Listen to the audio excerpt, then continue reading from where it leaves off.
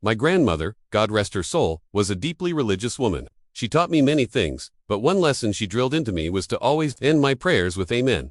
She'd say it was like locking a door, sealing the prayer, and keeping out anything that might be listening in from the other side. I always thought it was just one of her old-fashioned superstitions, a bit of folklore from the old country, but I did it anyway, mostly out of habit and respect for her.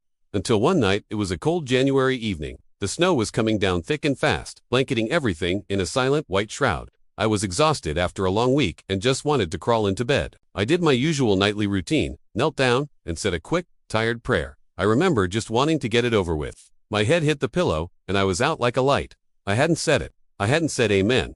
I didn't even realize my mistake until much later. Around 3 in the morning, I was violently shaken awake by a sound that made my blood run cold.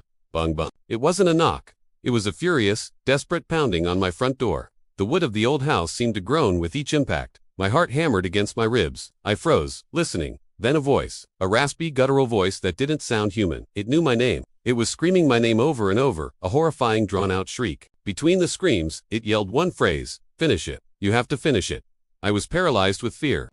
I couldn't move, couldn't breathe. I just lay there, pulling the covers up over my head, like a child, hoping it would all go away. The banging and screaming went on for what felt like an eternity, a relentless assault on my senses and my sanity. Then, as suddenly as it began, it stopped. The silence that followed was somehow even more terrifying. I stayed huddled in my bed, wide awake, listening to the frantic beating of my own heart until the first rays of dawn finally broke through the window. Shaking, I crept downstairs and peeked through the curtains. There was nothing there, just a pristine, undisturbed blanket of fresh snow on my porch and lawn. No footprints, no signs of a struggle, nothing. It was as if it never happened. I tried to convince myself it was a nightmare, a vivid, terrifying dream brought on by stress.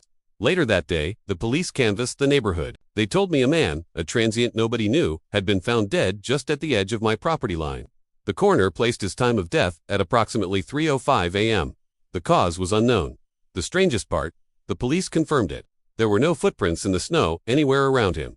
It was impossible. He was just there. I've never forgotten to say amen since. I lock my spiritual door every single night, because I know what's listening on the other side, and I know it's still waiting for me to forget again. For more true American horror stories that will keep you up at night, make sure to follow and subscribe.